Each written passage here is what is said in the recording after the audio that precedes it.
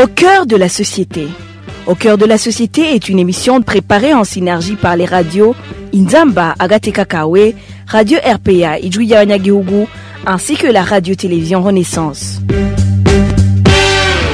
Ceux qui ont des terres parmi eux possèdent de petits lopins au Burundi. Les Batois souffrent du manque de terre depuis plusieurs décennies dans un pays où la terre est considérée comme l'un des piliers de la vie et du développement. Y a-t-il une solution à ce problème? C'est le sujet de notre mini-magazine Au cœur de la société. Vous êtes avec Emile Niwasumba.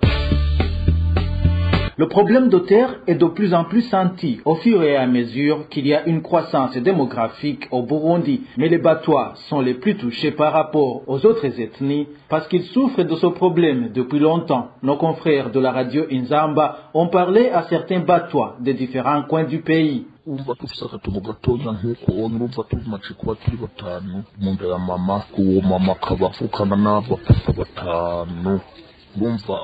Nous avons un petit lopin de terre que nous partageons à 5.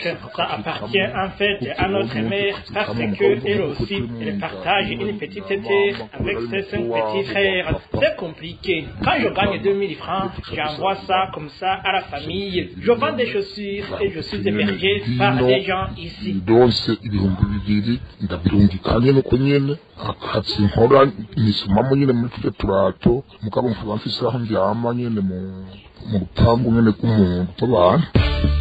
Si j'avais une terre, je n'allais pas venir vivre ici dans ces conditions.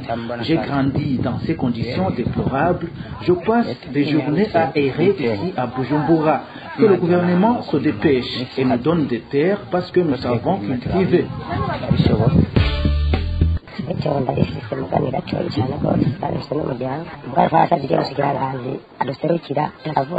J'ai une terre, mais c'est très petit parce que nous sommes une grande famille. Nous avons soumis la question à la ministre là et nous a envoyé des anciens députés. Ils ont fait des listes et promis de nous donner des terres, mais il n'y a jamais eu de suite.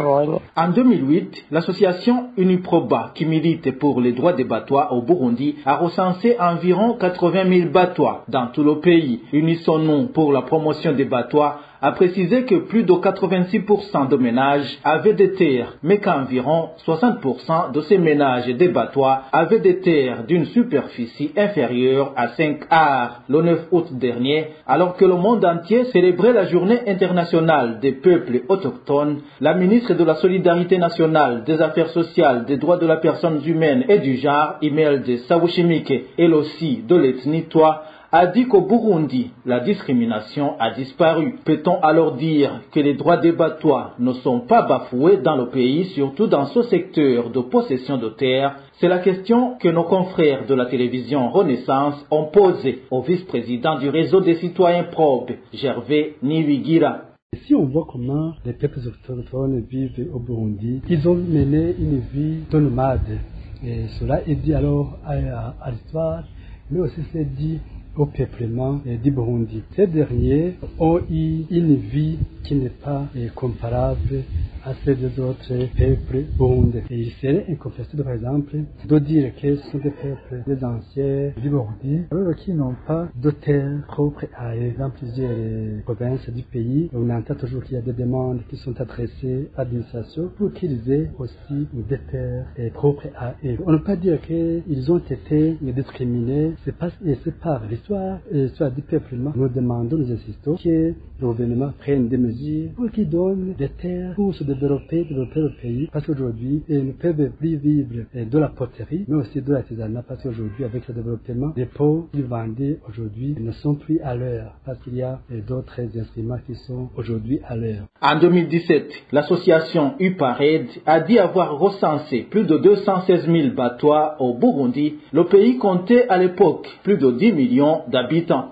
Et voilà, c'est par ici que nous mettons un point final au mini-magazine Au cœur de la société. Merci à vous tous qui nous avez suivis. À la présentation, c'était Emile Niwasumba. À la semaine prochaine, si Dieu le veut. C'était l'émission Au cœur de la société.